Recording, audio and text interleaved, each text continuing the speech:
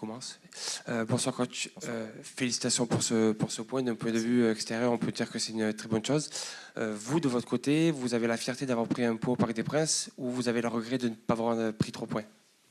Merci. Non, enfin, on peut en théorie avoir des regrets à chaque match de ne pas l'emporter, mais je pense que réussir à contrer le projet de jeu du PSG par l'effort, le sacrifice, la discipline de nos joueurs et les valeurs qu'ils ont démontrées, c'est une excellente chose. On a par moments vraiment réussi notre match. J'étais aussi très content de la capacité de l'équipe à revenir après être menée, ce qui n'est jamais facile face à Paris. Non, on est heureux du point parce qu'il compte dans le classement, mais au-delà de ça, on est heureux de la manière dont on a su l'approcher et livrer bataille. Il faut du caractère et de la discipline pour rester appliqué et discipliné pendant de longues phases de jeu et accepter ce rapport de force. Mais voilà, l'efficacité a été là au moment du 1 partout et c'est ce qui compte. Bonsoir Lucas. C'est d'autant plus appréciable que tu as dû encore bricoler puisque tu avais la blessure de Joseph Okumu qui est une nouvelle galère en défense centrale et tu as redescendu Valentin Tangana qui a fait une performance pour une première à ce poste, on peut dire remarquable. Oui. Non, on s'est creusé la tête, savoir qu'est-ce que l'on pouvait faire. Et il nous a semblé, avec le staff, pertinent de pouvoir utiliser Valentin parce qu'il se retrouve déjà dans notre schéma défensif. Quand il joue milieu, souvent dans la ligne défensive à compenser, à venir coulisser, à couvrir. C'est quelqu'un qui a une très bonne lecture de la surface de réparation, des courses adverses, qui met de l'agressivité, qui défend très bien la surface.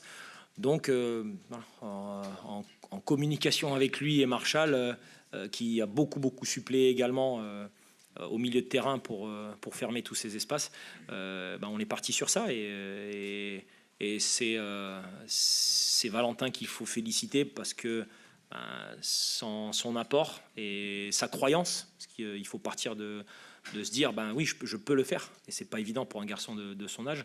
Donc, voilà, il a rajouté encore une capacité supplémentaire dans des capacités déjà nombreuses et je suis content pour lui parce qu'il s'est mis au service de l'équipe, mais avec la bonne attitude, pas en notion de sacrifice, mais en notion je suis capable de le faire.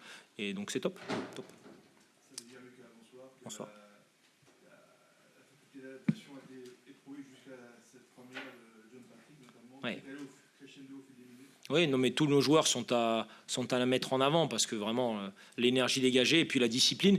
Et John, c'est vrai que je crois que ça doit être, je pense que c'est sa première titularisation en pro.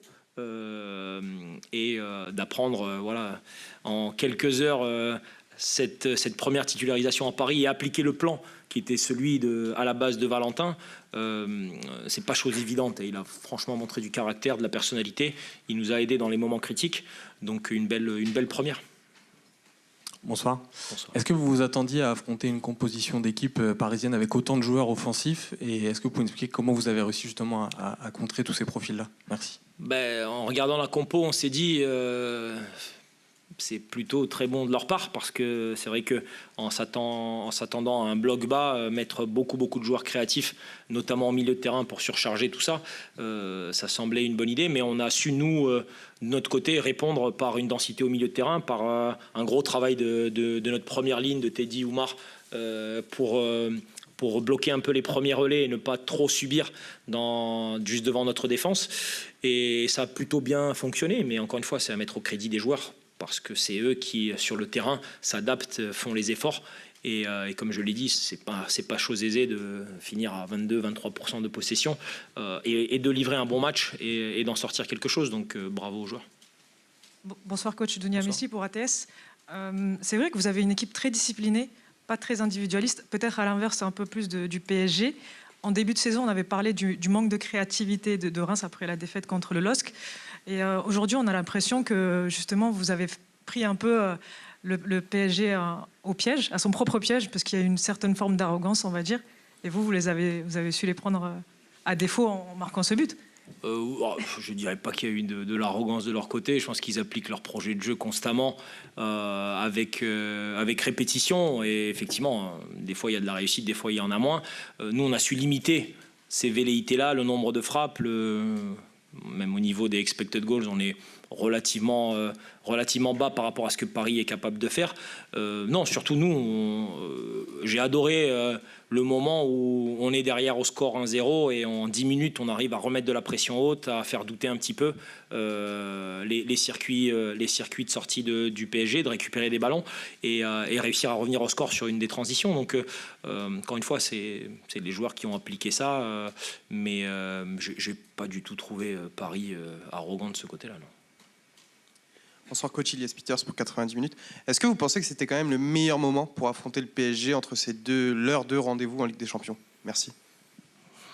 Je ne suis pas sûr qu'il y ait un super moment pour affronter le PSG. Ils ont maintenant un effectif vraiment complet. Puis l'ajout du nouvel arrivant qui mettait de l'énergie dans toute l'équipe. Et encore une fois, beaucoup de joueurs qui ont envie de jouer. Ça reste un match de championnat important. Donc ouais, je ne diminuerai pas la performance de mes joueurs parce que le calendrier est un peu plus resserré. Ils ont quand même du choix.